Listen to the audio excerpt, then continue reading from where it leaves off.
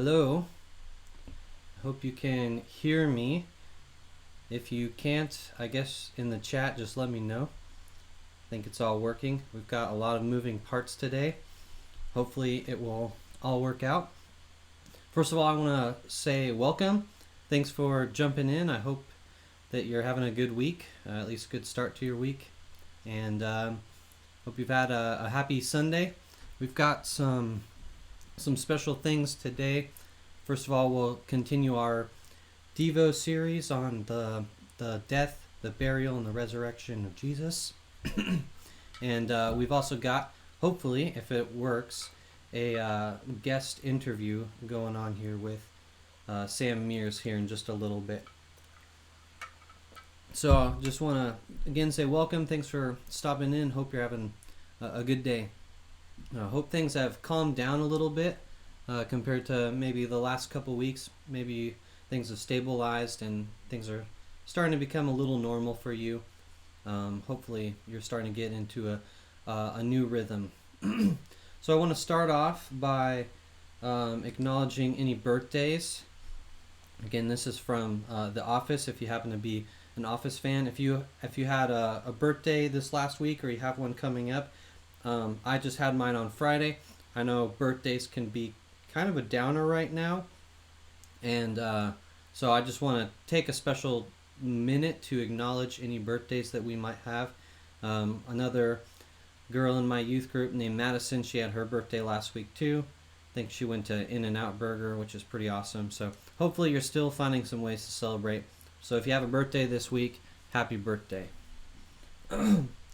Next thing I want to do is the meme of the week. Again, to get us going.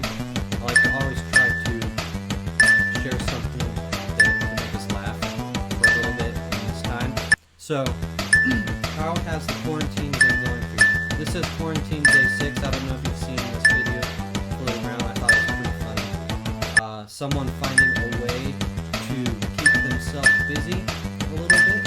And I don't know. It was pretty funny to me.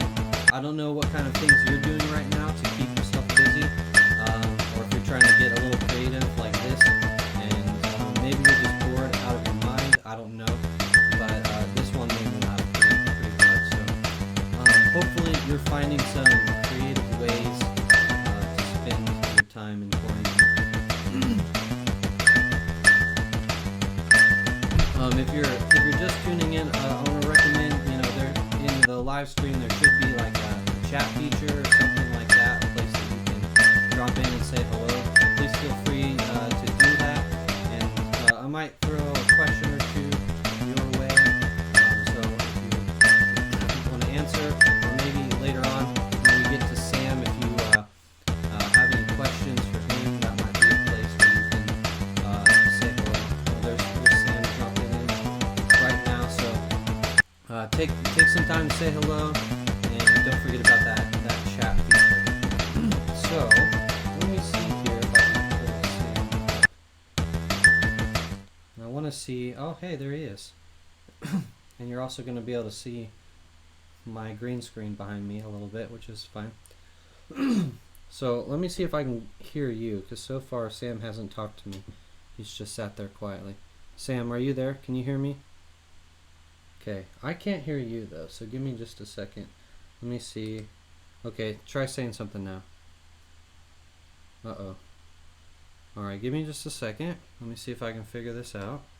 Because it'd be a little tough to have speakers. Okay. We did not fully test this, by the way, if you can't tell. So, let me see here.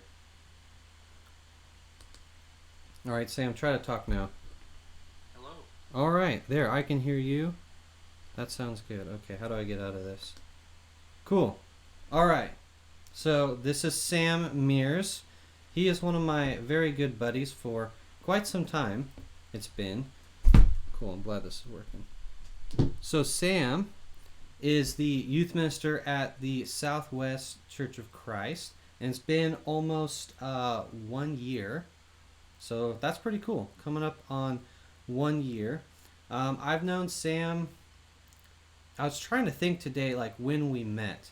I want to say It was the third grade. it was at third grade. It was Yeah. probably summer camp at Camp Yamhill, Yep. but we didn't really become good friends or close friends until like middle school, like seventh grade, probably, maybe a little before that. But Yep. I remember us hanging out all the time after about seventh grade. So thanks for being here. I just one of the reasons I'm doing this, just so you all know, is I want one a chance for you guys to hear someone else's voice other than mine, and two, it's good to have a reminder that there are things going outside around us.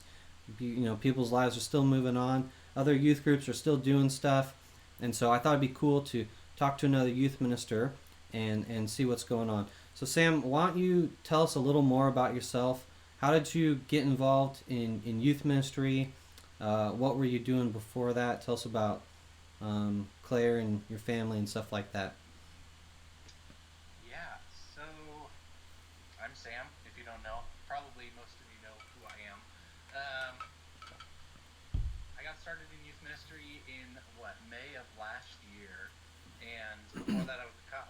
Um, it's interesting. I thought I was going to be a cop for the rest of my life, but that turned out to not be true, and God called me to this. Um, my wife Claire is expecting. She's 20 weeks pregnant, 21 weeks pregnant. So we're Awesome. expecting a baby in August, and yeah, And he's gonna name him Kyle. yeah. If we have a boy, we don't know what we're having. Hey, it could be a girl name too. I'm fine with that. Yeah. Okay. So we met out at Camp Yamhill. I thought it'd be fun to like share a memory from the good old days, and I didn't prompt him. Just so you know, I don't know what he's going to share. But do you have a good story that really encapsulates our friendship or our time at Yamhill or anything like that? You know, nothing, nothing off the top of my head. I mean, we were goofballs. We were like the kings of the camp, I guess. Maybe not kings of the camp, but I mean, we ran Maybe we around. thought so. But and at that time, you lived there. You Yeah, lived that's out at true. camp, and so I mean, we got ourselves in trouble like nobody else could. That is Uh, true. we So, we were sneaking into places that nobody else knew about at that time, and just causing a ruckus. So I have a picture, and I did show this to you already, I think, or I told you about it. I want to share. Um, I mean, a lot of you who know Sam, I mean, you see him now as a grown man doing youth ministry. He's like a cop doing youth ministry, basically. But here is a picture of Sam back in the old days. Let's see if this works here. Yes. So this is Sam. I don't think I'm in this one. But this is us playing some big dumb game called Plocky, and it's where you use a plunger to plunge, suction cup the ball, and run around and try to score in the other team's goal. I And haven't seen it. I got it. There it is. yeah, Look at those cowboy boots. I know. So I wanted to point out the hair and the cowboy boots, and that's a Sam I'll always remember and love right there. But I uh, think that's junior year of high school. yeah, I was trying to figure out. That's probably around 2005, 2006, somewhere around there. I'm not exactly sure. I recognize a few other people in the photo, but I don't know. It's hard to tell exactly how old we were, but that was like 15 years ago or so. So Yeah. that I always thought that was fun. We had good times out at Camp Yamhill. Why don't you tell them how you met Claire, just briefly? So Claire and I met how you're not supposed to meet your future spouse at Meadow Time at camp. Um, yeah, we met at Meadow Time and hit it off from there. We Yeah, never technically got together at camp, but after camp, we became girlfriend and boyfriend. yeah. I thought that was funny, because oh hey, it's Kara Cross. Hello, Kara. Hey guys. Wow, you guys just got a special feature of Kara Cross as well on the live stream. Um, yeah, I always thought that was funny because now as a director or counselor, we tell people not to fraternize or whatever, Don't look for a boyfriend or girlfriend at camp, and especially during meta time. But that's exactly how you two met, which is just hilarious to me. It's Yeah, very so ironic. I don't tell anybody that. Yeah, Leave that for everybody else to tell. yeah. I tell everyone that. Well, no, I meant I don't tell anybody not to like. Oh yeah, yeah. Me too. Except at my camp at 7th and 8th, I don't allow it. Yeah. So Sam, why don't you tell us a little bit about like how do you keep yourself occupied during this quarantine? Um, what's your youth group have been doing to kind of adjust to this new time in life? Yeah, it's a weird time. I mean, youth group wise, we're meeting maybe once a week on Zoom, and we have a Bible study. We have a time together that we can see each other at least. Last week, I think I had 24 people there, and so it's a good number. I mean, that's a great number of kids, but it's just really difficult to not be together at this Yeah. time. And that's pretty much what we're doing in our youth group. For myself, to keep myself busy, I come to work every day. I hear, like you saw, Kara. I'm still coming to the building here at Southwest, but I'm mostly doing editing for our Sunday morning service. Yeah, it's definitely weird. It's a weird time. I miss like being able to see my teens.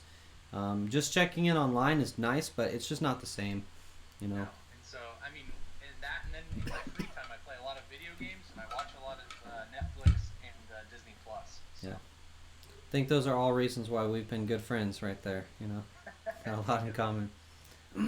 So, just thinking about all the stuff that's going on, and we've had to adjust some things in our life, in our youth group. What do you think are some of the biggest challenges that we're facing right now spiritually during this time, and what can we maybe do to face those challenges, especially thinking about our teens that are, watching? You know, I think I talked about it a little bit earlier with we're not able to meet, and I think that's the biggest challenge that I've seen, especially in like, I mean, our faith. A lot of our faith is fellowship and congregation and being together and encouraging each other. And I think that's the biggest challenge, especially for me because I'm such a Type A personality. I love being around people, and so for me personally, that's a huge challenge for me is not seeing everybody that I love to see every week and hanging out and laughing. If you know me very well, I laugh a lot. Yeah, you got a great laugh for sure. And so that's something that I haven't really been able to do a whole lot with people is laugh and have fun. Yeah. And I wouldn't necessarily say that's taken a hit spiritual for me, but I know for some people that can be discouraging. So that's been a really big challenge. And like I said with the Zoom, we meet once a week, but I don't think that's doing it for people. I think it would be much better if it was in person. Yeah. I think we really neglect or often forget about how important just that just the time together really is. And again, like Zoom, doing stuff online, and even when we do that in our daily life, like through social media and stuff, that's nice, but it never can replace being with each other. And I think that really does play a role in all of our faith and all of our spiritual walk, because having that physical connection, that time present with each other is really important. Yeah. So yeah, that was the biggest challenge that I can think of. So. Yeah. So I also think though that this time that we're facing, even though it has its challenges, I also think that there's opportunities, maybe unique opportunities to grow, or unique ways that we can be like the hands and feet of Jesus. Have you thought about that, and can you share with us what are some unique opportunities that maybe you see for teens to either grow spiritually or to be the hands and feet of Jesus? I think there's two questions there. One, grow spiritually, and then two, be the hands and feet of Jesus. And I mean, being in this quarantine to grow spiritually, that's a we have a huge opportunity right now because all this other stuff, everything's canceled. You can't go anywhere. There's no sports. There's no school. Well, there's about to be school, but Yeah. that's a different thing. But there's no sports. There's nothing that you can do. You can't go hang out with friends or whatever. So it's a good time if you choose to use that time to grow, to read scripture, to pray. Mm-hmm. If you're bored, have a chat with God. I think that's a good thing. You can grow spiritually, and this is a good time to establish those habits. We talk about it at camp, and for those that go to camp every year, we do a quiet time in the morning. Well, this is a perfect time. You don't have anything else to do, so establish that habit of creating a quiet time with God. Yeah, and I think like along those lines, even though the reality is, just because there's a quarantine doesn't mean we necessarily have like all this more time. I think our awareness of it is so heightened right now. Like these are things that you can do far beyond the time this quarantine is over, but it's the intentionality of making that a rhythm in your life. Yeah, yeah. I mean, yeah. I agree with you with the hyper awareness that we now know. I mean, before it was like, oh, I need time to relax or whatever, Mm-hmm. or whatever it was. But now we're just truly aware of how much time we actually have on our hands. There's fewer options. Yeah. Yeah. And then to answer your other question, being the hands and feet of Jesus, that's an interesting one. But I think in this time, what we can do is show each other encouragement. A lot of people are down, Mm-hmm. and they've lost their safeguards, whatever that is. But as Christians, we have a hope that's bigger. We have Christ. We have something that guards, and protects us every day. We don't need toilet paper to hoard and to have our security. Yeah. And so we can show people that there's something bigger, that toilet paper is just, literally flushing money down the toilet. Mm-hmm. But instead we can show Jesus to people that we don't need to hoard toilet paper. We don't need to do all this other stuff because our hope is found in something else. And I pulled up, just thinking scripture. Matthew, in Jesus talks in the Sermon on the Mount in Matthew chapter 6 about that. Not laying your treasures up here, but laying them up in heaven. And if we're able to show people that how we do that, that's a huge encouragement, or can be a huge encouragement to people. Mm-hmm. Yeah, I think we're definitely given those kind of reminders in a unique way that our treasure is not here on earth, it's in heaven. And I'm seeing a lot of people like focus on their priorities are coming out. What's really important to them are coming to the surface because we're all stressed out. We're all kind of a little, maybe even afraid of the unknown. And so this is a time where I think we really are, being tested in those kind of things. So yeah. Go ahead. Right after that, Jesus talks about the anxiety and Mm-hmm. not worrying about what tomorrow has in store, but worrying about today. And I don't mean to say that you don't need all these things. You don't need food. Yeah, still go to the grocery store, get your foods, still get your toilet paper, whatever you need. Mm-hmm. But just what you need. Don't store it up here because that does nothing for you. Yeah, exactly. You're more worried about that, and you're trusting in that more than you are in God. Yeah, I think that's really laying like a good foundation for what I want to talk about today too. When we have to let go of some of that control, it can produce some anxiety, but it also gives us an opportunity to trust God instead of like trusting ourselves. So like again, just using the toilet paper analogy, I could hoard all the toilet paper and then I know because I've done the work that I'm going to have enough toilet paper, which is kind of silly. But if I only buy one roll, then that's going to run out pretty soon. Well, hopefully not too soon, but it's going to run out. And so am I going to trust that God will provide another and another, and that could be the same for food, for clothing, for friends, whatever it may be, Yeah. So, I'll let you go here in a minute. I don't want to keep you too long. Is there any other things you want to say? Any other maybe encouragement that you want to give the teens right now that are watching? And again, if you're just tuning in, this is Sam Mears coming to us from the Southwest Church of Christ Youth Group. So, before we wrap up, any other final thoughts or encouragement you want to give these teens? Just that we're gonna make it through this. Yeah. This will pass. We will make it through this. God's got us. Mm-hmm. I know. I've been talking to a couple teens this week about just being really anxious and upset about, kind of being locked in their house and not really knowing when the end's gonna come and when they'll be able to go back to life as usual. And so we need that reminder that God's got us. It's going to be okay. We'll get through this. And this is also an opportunity for us to grow and for us to do those things. Call people in your church, see how they're doing. No, I just this is just a blip on the radar. Yeah. I mean, it's just a short period of time. It's gonna last a couple months, and then we'll go back to how it was.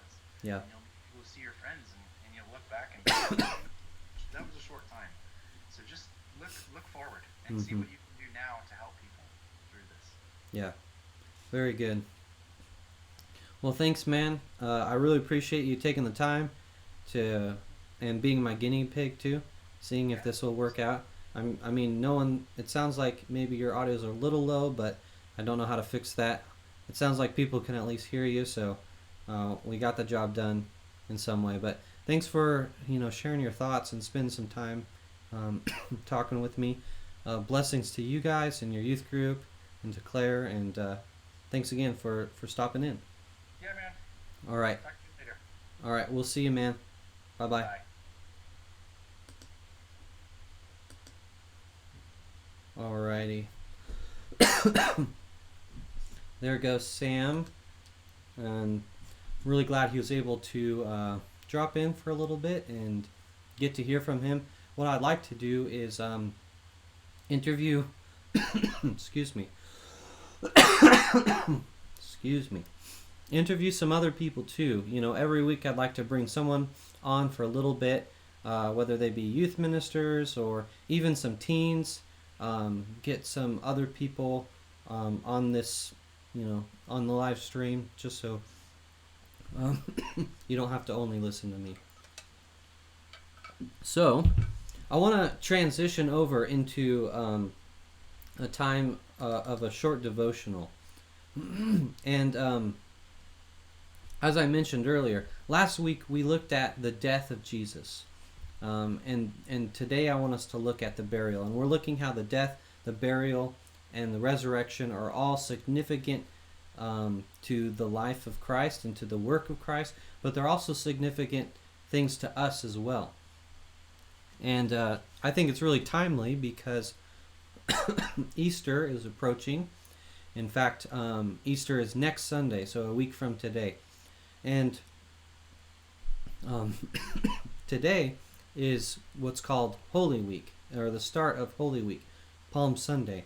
A lot of Christians observe or recognize this time as just an intentional time where we focus on the last week of Jesus's life, and it culminates in the resurrection, which we celebrate on Easter.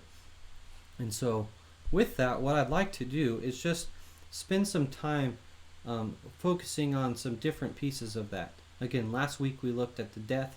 Today I want to look at his burial and what significance it has for us.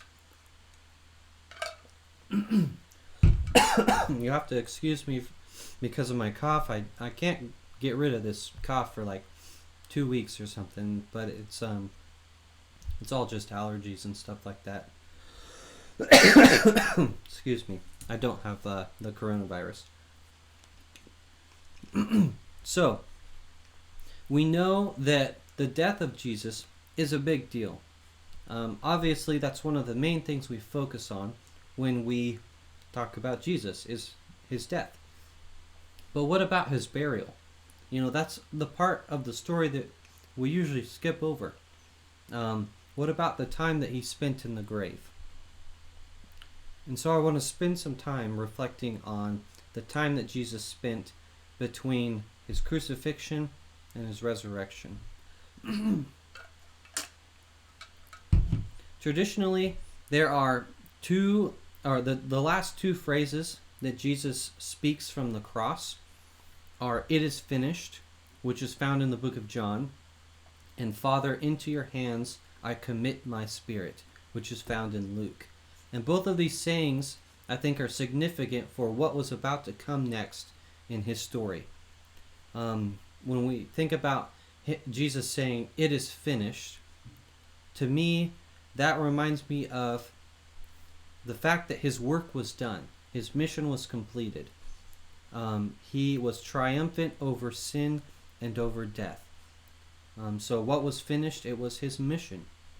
And then we look at the other phrase, "Father, into your hands I commit my spirit." To me, this tells me something about Jesus' relinquishment. He's giving up his control. He's not giving up. He's giving up his control.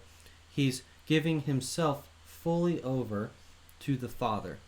And they're reunited, and Jesus has laid all his burdens down into the hands of the Father. So his work is finished, and now he's giving up all of these burdens, all of who he is, into the Father's hands. So Jesus' greatest task in his ministry has just been finished. He came to earth, he was born, he lived a human life, he did ministry for 3 years, he endured the cross, and now his work is done. So what happens next? What's next in Jesus' story? And I think often we're quick to jump from the cross to the resurrection, to the empty tomb. Because the cross is the bad part, and we don't want to focus on that. Let's get to the good part now. But I think we neglect a really important part of the story, and that's his burial. And I think the gospel writers really wanted us to focus on this part of the story. They wanted something to be learned by all of their readers, not just in his death or his resurrection, but also in his burial. So let's talk about that. Jesus' burial, it's symbolic in many ways, but perhaps the way that it's most significant is how Jesus' burial relates to this idea called the Sabbath. So the Sabbath is the practice of resting on a holy day, which for the Jewish people was on Saturday. For many Christians now, they still practice Sabbath keeping in some way. Maybe it's on Saturday or on Sunday, and ultimately it's a day of rest. It's a time when people would not work for the whole day. They wouldn't do any major work, and instead they would take time to remember the good things that God has done, and they would trust that God would provide enough for them rather than trying to control things themselves. So they would take time to rest in the goodness of God and in the sovereignty of God, that he's in control. And so we know that Jesus was crucified the day before Sabbath, because all of the Gospels tell us this. When they retell the story, they make it a point to let us know that Jesus was crucified on the day of preparation. And this is the day before a Sabbath would take place. So Jesus is crucified on the day before Sabbath, and since Sabbath was quickly approaching, they had to make arrangements for his body. So this is where we learn about some minor characters named Joseph and Nicodemus. Joseph kind of took the lead in taking Jesus' body and finding a place to bury it. And they did this because the Sabbath was approaching. So by the time the sun went down, it would have been considered the Sabbath. And they wouldn't have been allowed to move Jesus' body because that would have been work. So They wanted to take time to take care of Jesus' body in a proper way, so that they could observe the Sabbath themselves. So why does this all matter? Why are we talking about the Sabbath and all of this stuff about Jesus being buried? Well, this gets us to our main point, and that is that Jesus himself observed the Sabbath after he was crucified. Jesus rested from his work on the Sabbath. And I think we often don't really think about this because maybe it doesn't make that much sense. To be real blunt, Jesus is dead. Like, he's not really resting. I mean, he's just laying there in the tomb. But I think there's something very theologically significant about Jesus being in the tomb on Saturday. And I want to draw out some of those things. Because Sabbath is really, I think, important. We can see it in a lot of places in the Bible. And there's really two places where we see it very significantly in the Old Testament. And I don't really think that I'm stretching to make this point. I think that the gospel writers were being very intentional about recording these things in the way they happened because they saw something significant happen in Jesus' burial. So to understand it, we have to go back a little ways to understand Sabbath a little better. So this brings us all the way back to the beginning of the Bible in Genesis. In Genesis 1 and 2, we are told about the creation narrative. And God creates for 6 days, and then he rests on the 7th day. And again, even in this story, we kind of almost treat God's resting as an afterthought. God creates, and it's all this amazing stuff, and then it's like, okay, let's skip to the Adam and Eve part. But God makes it very clear that he rested on the 7th day, and that was a significant thing. He calls it a holy day. And so in Genesis chapter 2, right there at the beginning, it talks about how God rested at the end of his creation. So God works, he creates, and then he rests. And this is a rhythm that he creates. And it's such an important rhythm that he even tells his people to follow this rhythm too. So fast forward a little bit to Exodus chapter 20, when God is with Moses at Mount Sinai, and he's creating a covenant with the Israelites, his people. And one of the commands that he gives them, one of the 10 commandments, is to remember the Sabbath and keep it holy.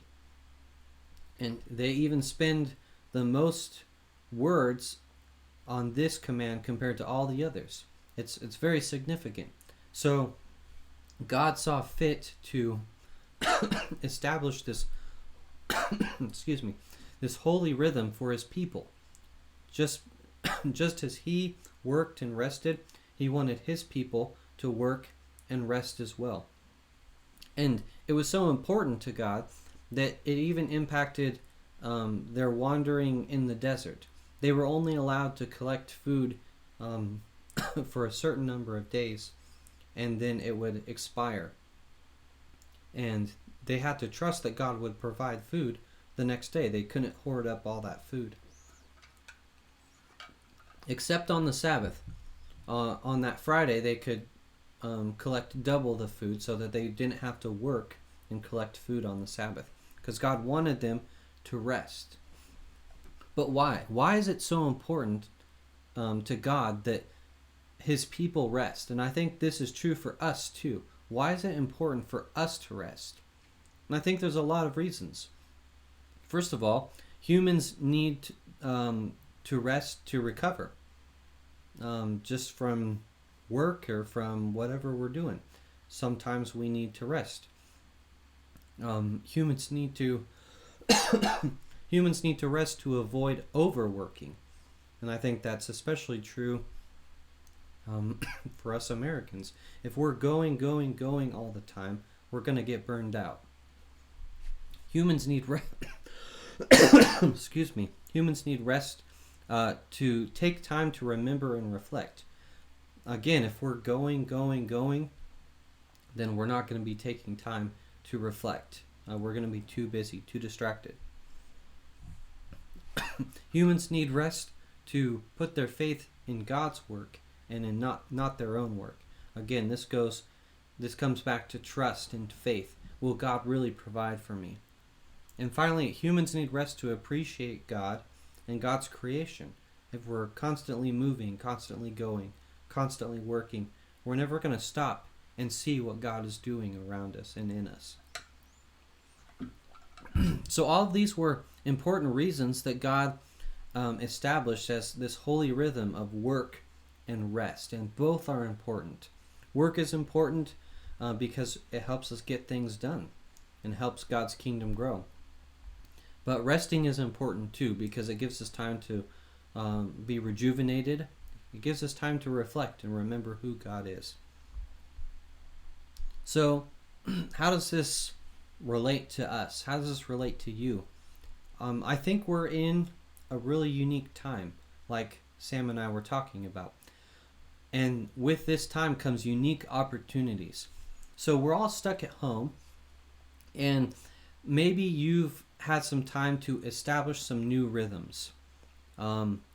Maybe your life looks a little different than what it would normally look like if we weren't stuck at home all the time, if school was going again. So like for me, sometimes when my daily rhythms don't look very healthy, I wake up quite a bit later than I would normally do. I open up my laptop, I check my phone, I get on Zoom, maybe I take a nap, maybe I don't start eating food until like 2 p.m. or something like that. And if I do exercise or walk the dog, it's probably just because I'm bored. And, maybe then I eat dinner and then I watch TV until, I'm tired or whatever. And so sometimes there's no real structure to the rhythms of my life. There's no real meaning to the rhythms of my life. I just, kind of just go with the flow. So I think we're given a unique opportunity right now to rest, to take some time and not be too busy. You don't have to worry, every day about school. You don't have to worry every day about what's going on with your friends or in your friend group. There's so many stressors in our lives that just aren't there right now. And it provides us a time to reflect and to remember and to think about who God is. What is He doing in your life? What has He done to show you that He is faithful to you? And then maybe shaping the rhythms of our life to help us be more intentional. Just like God established this rhythm of working and then resting, do we have those kind of rhythms in our lives too? Sometimes when I think about resting, I think about just sitting on the couch watching Netflix or Hulu or something. And I think that can be really restful sometimes. But ultimately, that's not really a great way to rest. I think there are more productive and more intentional ways that we can be restful. Because just vegging on the couch, that's fun, that's nice, but it's not always the most intentional thing that we can do. So I think we can see something really cool in the burial of Jesus. That He spent all this time working, doing ministry, helping people, and it culminated in His death on the cross. But then after that, He took the time to rest in the grave. His work was done. And He took time to rest, to observe the Sabbath, because I think it really just is that important. That He was able to say, it's finished, into your hands I commit my spirit, and now I'm just going to rest for a little while. And I think we need those rhythms in our lives too. If not, we get burned out. If we're working too much, we get burned out. If we are maybe not working enough or resting too much, then we just get bored and we don't really have any intentionality, any direction in our lives. So we have to find the balance between those things. And I think it comes in working and observing Sabbath. So maybe take some time this week to rest, but rest intentionally. Don't just sleep in or sit on the couch watching TV or scrolling on your phone. Rest in God. Spend some time remembering what God has done for you. Maybe you go for a walk, which maybe doesn't sound like resting, and technically that would have been breaking the Sabbath, but I think it can be restful. Maybe you sit outside. It's going to be a nice week, hopefully. And sit outside and maybe you pray. Or maybe even making a list of all the ways that you've noticed God has been blessing you recently in the last couple weeks. Spend some time resting with God and remembering His goodness. And so that's my encouragement to you this week. I hope that you'll take some time to be intentional during this season that we find ourselves in. What are you doing to grow? What are you doing to be the hands and feet of Jesus, to shine His light? And I think you guys are all smart enough to figure out ways that you can make that happen as well.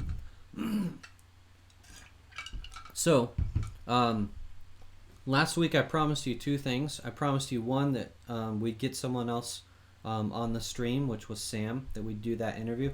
The other thing that I promised was that we would spin the wheel of Kyle, or whatever I called it. I don't know what I called it. I'm going to call it the wheel of boredom, because a lot of us are bored and we need things to do, and I am included. So one thing that I want to do, I'm going to set this up here, so excuse me for a second. One thing that I want to do is end every week. Okay, just a second. I want to end every week by spinning this wheel. And what it's going to be is a list of challenges, or maybe even just silly things that that I will do. So let me try to find it here. Give me just a moment. And boom, there it is. Okay, so this is a wheel that I have created with a list of challenges for me to do based on some input that I got from all of you and other people. So I'm going to end every week by spinning this wheel, and it's going to land on something. And I'm whatever that thing is. Hold on, I've got to refresh it. So let me go back to. Don't want to. Okay, there we go. So what I'm going to do is I'm going to spin the wheel, and whatever it lands on, I'm going to do that thing, and then I'm going to make a video of me doing it, and I'll show it at the next week's live stream. So it gives you a little incentive to come back. And then I'll spin the wheel again, and it goes on and on. If you have ideas of things that I could do, they can be silly things, they can be challenges, let me know, because I can add them. I'll probably add more things to this, take a few off. But that's enough of me talking. Let me go ahead and spin the wheel. This is random. Let's see what it ends on, and hopefully you'll be able to see it too. Ooh, that was loud. Oh, giant water balloon splash. So that means what I'm going to do this week is fill up a huge water balloon and probably let Rebecca drop it on me so that it splashes all over me. So yeah, that'll be fun. It might be a cheap laugh, but hey, if it's something that makes you laugh, I feel like I've done my job. I think we need things like this to get us out of that rhythm of boredom and start doing things that are fun and meaningful, and find ways to pass this time. So we can do things that are fun. Hopefully you're playing games with your family, getting outside to walk the dog or whatever. But I think there's also ways that we can grow spiritually too. There are things that we can do to be intentional with our time. So next week I will have that video ready to go and uploaded, and you'll have to tune in to see that. So I'm gonna go ahead and wrap things up now. Thanks again for tuning in. Let me pray over you guys to end this time, and then I'll let you go. So please bow with me. God, I thank you so much that even though we might be physically distant right now, that we can still interact in some way, that we can still be together, and that we're still united.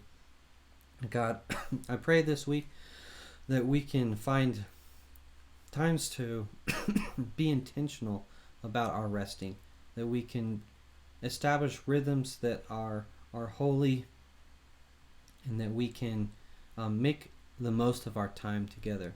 So God, I just pray that you'll bless these teens, and that you'll help them to grow and to be encouraged. And we thank you so much for your goodness and the many ways that you bless us. Pray this all in your name. Amen. All right, so thanks again for stopping by. Hopefully I'll see you again next week, Sundays at 4. And as always, you can watch it later too on my YouTube channel. And it does help me a lot if you subscribe. That just the more that I get, the more customization I can do with my channel. So if you want to take the time to do that, that would be great. And if not, that's fine. But hopefully I'll see you again next week. So have a great week, and we'll see you later.